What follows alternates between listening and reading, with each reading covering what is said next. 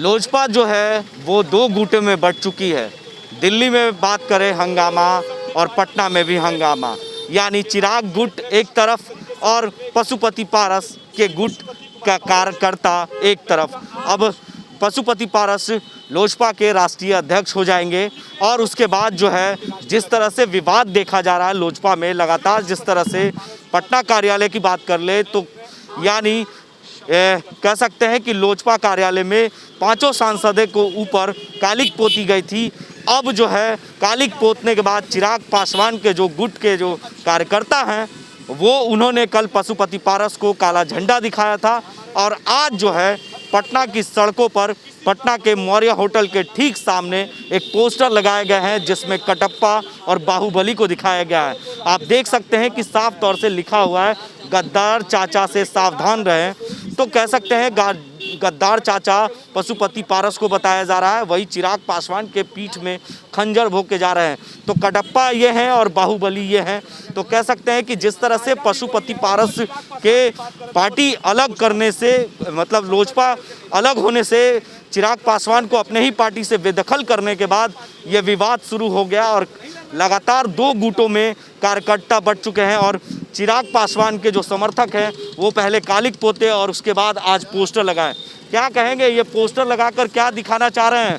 पशुपति पारस तो राष्ट्रीय अध्यक्ष घोषित कर दिए गए। डुप्लीकेट लोक जनशक्ति पार्टी के राष्ट्रीय अध्यक्ष चुने जाने वाले श्री पशुपति कुमार पारस जी का हम आज भी सम्मान करते हैं, लेकिन उन्होंने जिस तरीके से अपने भतीजा के ऊपर वार किया ये बहुत ही निंदनीय है। चोर दरवाजे से, जब उनकी तबीयत खराब थी तो चोर दरवाजे से वो मीटिंग बुलाते हैं। लोक जनशक्ति पार्टी का संविधान है, उस संविधान के तहत उन्होंने ऐसा नहीं किया। किसी अध्यक्ष की मृत्यु हो जाती है, अध्यक्ष अपने पद से इस्तीफा दे देते हैं, राष्ट्रीय कार्यकारिणी अध्यक्ष पद का चुनाव करता है, लेकिन उन्होंने ऐसा नहीं किया और हम लोगों के ऊपर खतरा भी है। भाई साहब, मैं आपसे आग्रह करता हूं कि हम लोगों की जान की रक्षा भी करें। किस तरह की खतरा है? चूँकि जैसा को मिल रहा है कि हम लोग विरोध कर रहे हैं, हम लोग लोकतांत्रिक तरीके से अपना विरोध करें। पार्टी हमारी है, पार्टी हमारी माँ है और माँ के ऊपर अगर कोई आँख दिखाएगा तो कोई तो बर्दाश्त नहीं करेगा भाई साहब। लेकिन पशुपति ने साफ तौर से कहा कि 99% कार्यकर्ता नेता जो हैं वो चिराग जी से नाराज हैं। अगर नाराजगी रहता तो कल और आज कितने लोग पहुंचे उनके मीटिंग में, तो ये तो वहां की तस्वीर ही बताएगी। भीड़ में लाने से कोई फायदा नहीं है। आज उनका यहाँ भीड़ था। मैं लोकतांत्रिक तरीके से विरोध कर रहा हूँ। हमारे नेता आदरणीय चिराग पासवान जी हैं, मैं पशुपति कुमार पारस जी का भी सम्मान करता हूँ। चिराग जी आगे क्या करेंगे? अब तो उन्हें पार्टी से निष्कासित कर दिया। आगे करना क्या है? पार्टी हमारी है, पार्टी लोक जनशक्ति पार्टी चिराग पासवान जी की है।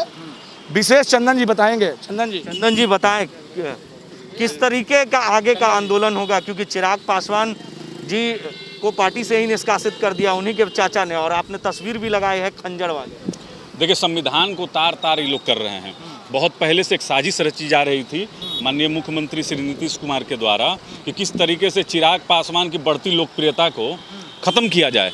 और यह परिवार में ही श्री पशुपति कुमार पारस जी, जिनके मन में बहुत पहले से मंत्री बनने की लालसा थी, वो लालसा कहीं ना कहीं अब केंद्रीय मंत्रिमंडल के विस्तार में वो स्पष्ट दिखी है और वो पीठ में खंजर मारने का काम किया है। बिहार की जनता यह भली भांति जान रही है और बहुत जल्द इसका पर्दाफाश तो है ही, लेकिन बिहार की जनता बहुत जल्द इनको जवाब देगी। इनके और इनके आकाओं को जो राजनीतिक जो सरकार के सत्ता के संरक्षण में जो ये लोग कर रहे हैं।